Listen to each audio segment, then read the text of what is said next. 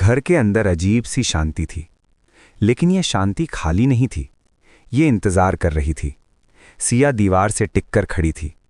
आर्यन के चेहरे पर पसीना था। दीवार पर 5 परछाइयां हल्की हल्की हिल रही थीं। सिया की आवाज कांपी। कौन सा झूठ आर्यन? आर्यन कुछ सेकंड चुप रहा। उसकी सांसें तेज हो रही थीं। तभी विवान धीरे से बोला, पापा को पता है। अचानक पूरे घर में तेज हवा चलने लगी। दरवाजे एक साथ धड़ाम धड़ाम बंद होने लगे। दीवार पर उभरी परछाइयों में से एक आगे बढ़ी। उसी क्षण आर्यन के दिमाग में 15 साल पुरानी याद कौंध गई। 15 साल पहले देवगढ़ में एक समर कैंप लगा था। 5 बच्चे थे। रात में उन्होंने एक खेल खेला था। फर्श पर चौक से बना एक गोल घेरा। नियम साफ था, झूठ नहीं बोलना।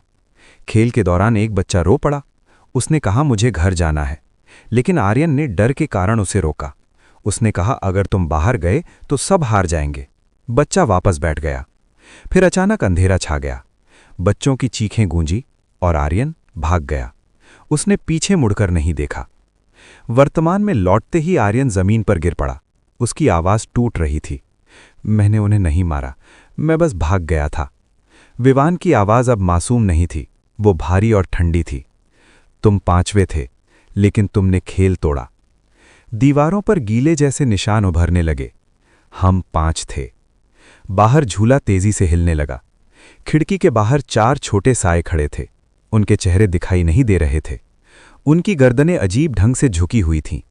विवान ने हाथ बढ़ाया और बोला, अब पापा खेल पूरा करेंगे। फर्श पर बना गोल घेरा चमकने लगा।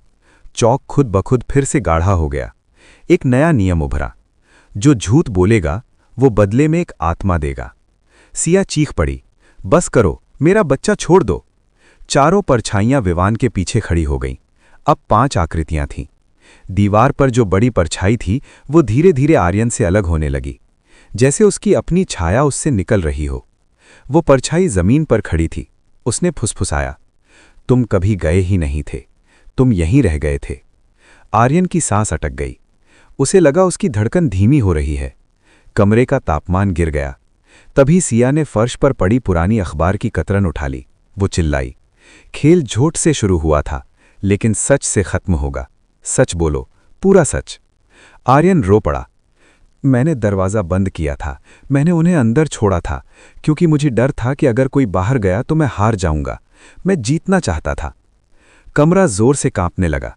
दीवारों से बच्चों की हंसी अचानक बंद हो गई। कुछ पल पूर्ण सन्नाटा रहा। विवान की आंखें धीरे धीरे सामान्य होने लगी। चारों परछाइयां पीछे हटने लगीं, लेकिन 5वीं बड़ी परछाई वहीं खड़ी रही। उसने धीरे से कहा, सच बोला गया, लेकिन कीमत बाकी है। अचानक घर के नीचे से जमीन धंसने जैसी आवाज आई। जंगल की दिशा से ठंडी हवा अंदर आई। विवान बेहोश होकर गिर पड़ा। सिया ने उसे पकड़ लिया। आर्यन खड़ा था, लेकिन उसकी परछाई अब उसके पैरों के साथ नहीं थी। सुबह हुई। घर का मुख्य दरवाजा खुला था। अंदर सन्नाटा था। पुलिस आई। फर्श पर गोल घेरा बना था। बीच में 5 छोटे हाथों के निशान थे और एक बड़ा। घर में कोई नहीं था। जंगल की ओर जाते हुए 6 पैरों के निशान थे, 4 छोटे, एक मध्यम और एक घसीटते हुए। हवा में हल्की फुसफुसाहट गूंजी। खेल कभी खत्म नहीं होता, बस खिलाड़ी बदलते रहते हैं।